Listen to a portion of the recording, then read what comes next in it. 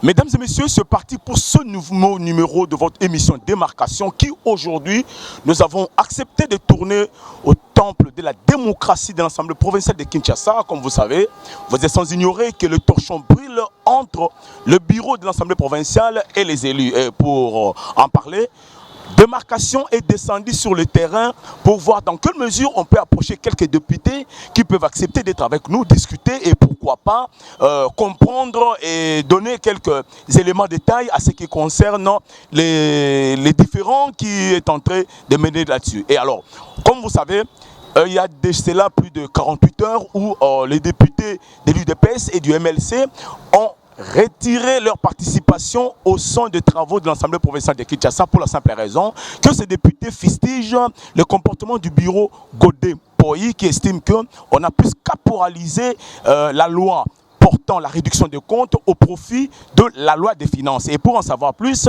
votre télévision, Arc-en-Ciel Télévision, la chaîne qui vous arrose, a accepté aujourd'hui de descendre aujourd'hui rien pour discuter avec un député et pas le moindre, des députés qui sont souvent sur le terrain et comprendre. Alors, comme votre émission, c'est en lingala, il y a un autre que tu quittes sur place l'Assemblée provinciale.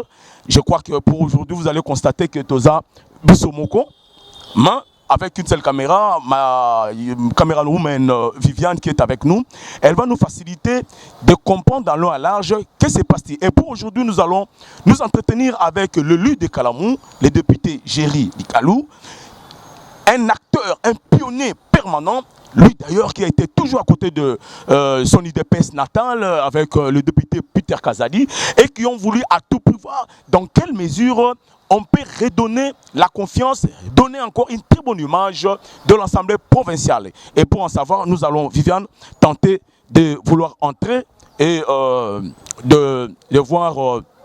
Qu'est-ce qui se passe-t-il? Je crois que l'élu est déjà là, il est tenté de sortir. Nous allons proposer à l'élu de Kalamou. Honorable, bonjour. Bonjour. Merci beaucoup d'accepter la initiative de Yango. Honorable, tout le monde qui est dans l'Assemblée provinciale, moi, je suis Makasi. Pas plus tard que na mikoleleki botiko initié suspension ya ba travaux ba député à MLC pays UDPS na ba travaux assemblée provinciale ya Kinshasa. Vous savez un peu na mukuse idée on est outina nani qu'est-ce que vous allez vouloir dire na population? Merci monsieur le journaliste, je crois que nous avons dit de manière un peu brisquée.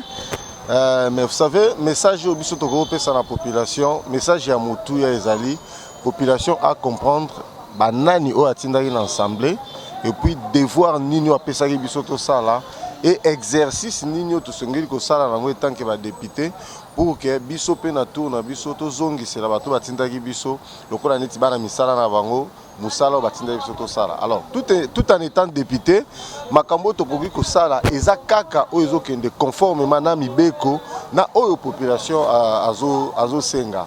Alors eloko moni to bimaki nango la fois passée moni to silika ki wana eza nini en fait. Eloko wana ezali baza ko tonga usine moko ya transformation ya ba donc na terme pour na besoin un peu kilo. Mais le roi Banakissa, ça va me hein? Donc tout ça entre guillemets. En français, c'est ça souple pour dire que la transformation de matière fécale. Tu vois? Mais na lingala ndenge lumuntu sur la peine moi lingala on gande biso ba kilo ezalaka. Donc les usines moko ba osala o ebongolaka tufi. Donc ceux qui batu ba sali ba makamna bango ba dale tondi. Si vous compagnie ne bendi kande ba compagnie ba bloko na yaka obenda. Après et nango na kati usine on est transformé. Oui, idée ça bien. Mais place batier usine nango nde yango boni biso to linga kité. Parce que place on est allé sur hôtel na Mpandi Stade de Martyrs. Hôtel na Mpandi Palais du Peuple. Hôtel na Mpandi boy ba ça la centre culturel. Hôtel na Mpandi kuna musée. Parce que ba hôtel usine e bongo la rabaniei. Alors oui, ils ont mondé les bâtiments, bandango soit disant Banque mondiale, barobanda. Babandi ango ça va, mais si ma mikolo mibale misatu mbula moko mibale balongwe bakei batiki responsabilité wana na gestion ya ba biso moko ba congolais na bosenzi otozaka nango biso ba congolais et comme ba tout fiori bandi ko bima bima libanda tala décor déjà. Vous comprenez? Alors, biso toloba yibo toza contre projet parce qu'ils ont investissement, c'est que nous attendons dans mboka oyo da komba oto bunda pour que misala ezala d'investissement tout tonga mboka na biso. Alors to senga ke usine wana ba délocaliser yango et que ne batsango na mwa ndenge to bengaka na ba périphérique ya ville.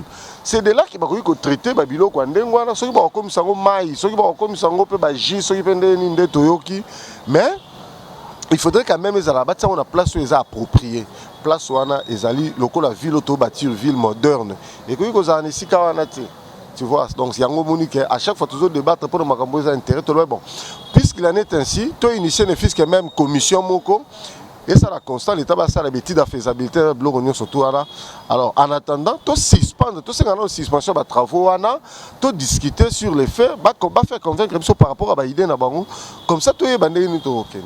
Non, il faut pas continuer. Tout le monde que ça servait pratiquement à rien. Alors, et là, je suis moi Bosiliki. Tous avez voté budget.